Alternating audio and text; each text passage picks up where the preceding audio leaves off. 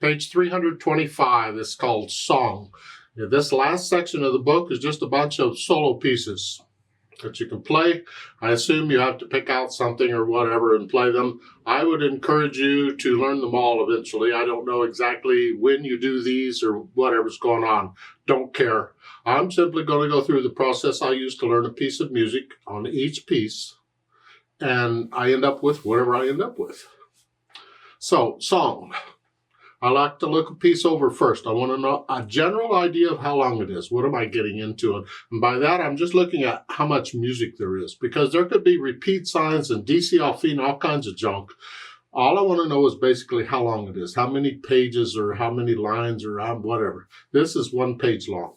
I could say it's 4 lines long. Same difference. Just don't get the idea that 4 lines equals a page. It doesn't. It depends on how it's printed and how big it is and whatever. I'll just say it's a page long.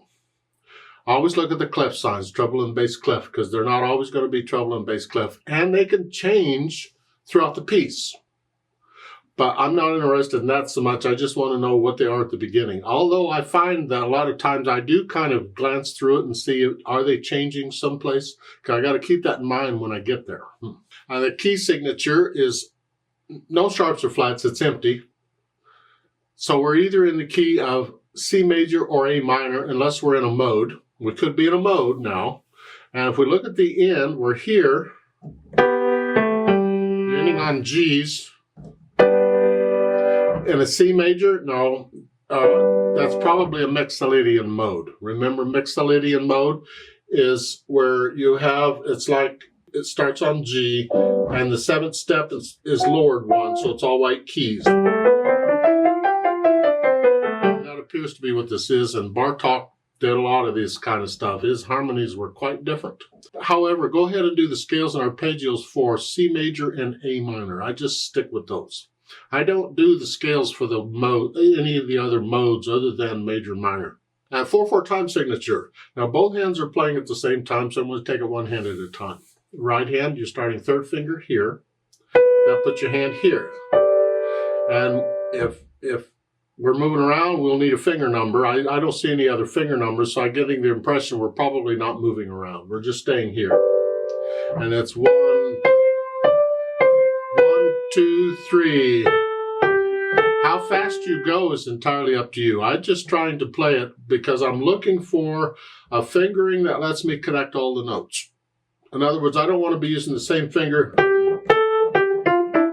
like that if I can help it. I want to adjust the fingering so I can connect the notes. But here we're just in one fingering, one position, so it should be pretty easy to connect the notes unless they're repeated, and that's okay. Then the left hand, same thing. Well, I'm starting here and go here, and it looks like I'm not moving around in the left hand. 1, 2, 3. See, I'm connecting everything right now. And I assume you know the names of the notes in the music. You know the names of the keys on the piano. If not, learn them. Just learn them. Don't want to hear it, just do it. Here. Sooner the better. Then I try to put the hands together. Now this is where I usually hesitate a lot. I don't care. I just want to know which fingers are working together. So we're here, here, here, here. 1, 2, 3. I do the whole thing that way. Hands together, and then I go back over and slowly work out the hesitations. So it's a steady beat. Keep it slow. Speed's not important yet. No hesitation. A steady beat, start to finish. Then I add the articulation. And here we have the phrasing. They have them in both hands, so we go ahead and lift up in both hands here. It's lift up,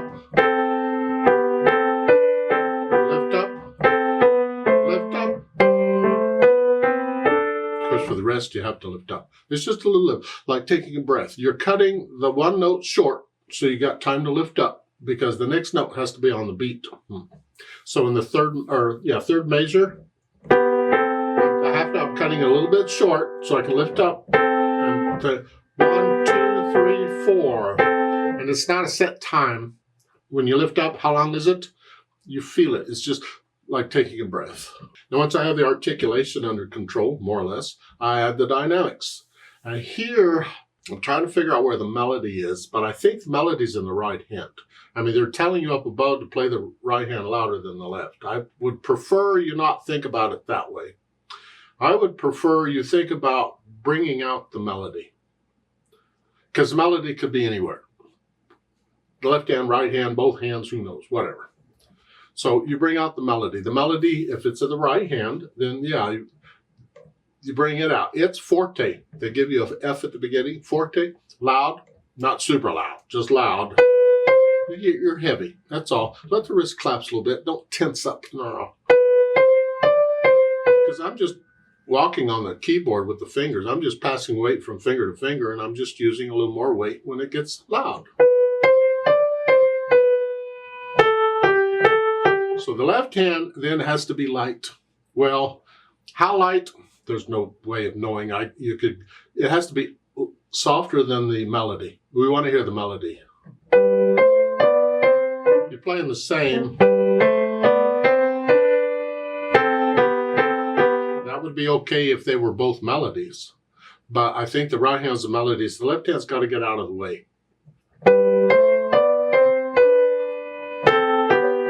I'm playing this softly. I mean, you could try it sort of soft or sort of loud or whatever, but I like the sound of playing it softly, so I do. It's interpretation. Then speed. Moderato's just in the middle somewhere. That's the feel of it. So slow. 1, 2, 3, 4. Fast. Fun, but now you're running. Moderato's like you're walking someplace, you know where you're headed. You're not in a hurry, you just know where you're headed. Just go.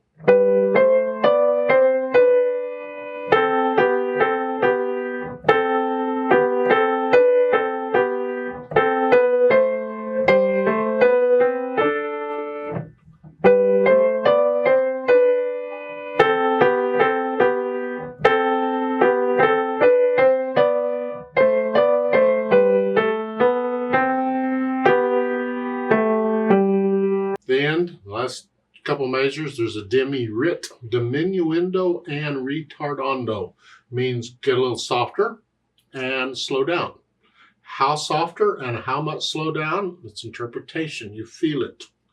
Mainly in the left hand there, because the right is going to get softer on its own, then match it. In the last measure, match whatever that the next to the last measure does, it comes down, match that going into the next. Here, the left hand is the one that's going to slow down and control.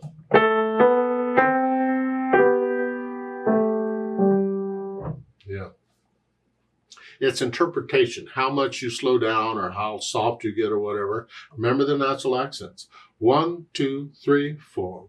Exaggerate them if you need to, but it's really important.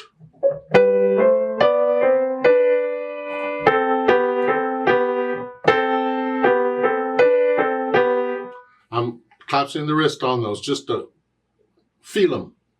I'm exaggerating them so you can hear them better. Really, you just feel these natural accents. Now, once you can play this at least slowly with no hesitations, let's play it together and check that you have the correct notes and rhythms. I've spoken about rhythms because I'm hoping you understand rhythms by now. Quarter note gets a count, and a dotted half note's the same as 3 quarter notes. If you just memorize that, it doesn't matter what the time signature is. It's always the same as 3 quarter notes. So if you know how much a quarter note gets, dotted half note gets 3 of that, whatever it is. And a half note gets 2. Okay, so you can get the rhythm, I hope. If not, yeah, you're going to have problems if you don't understand these rhythms. So, not just in piano, but in music in general. Let's play it together very slowly. We're not performing it. We're just checking notes and rhythms. I'm going to play both hands about the same here so you can hear both hands. I'll give us 4 counts. 1, 2, ready, go. That's 4. I will just play the whole thing. You should play the same note I'm playing when I play it. It's out. You check to make sure you have the right notes and rhythm. 1, 2, ready, go.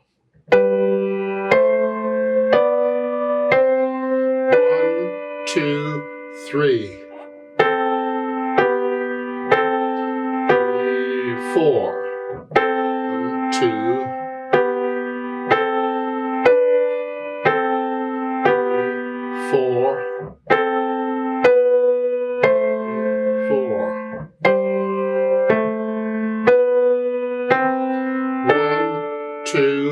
3, 4. 1, 2, 3, 4.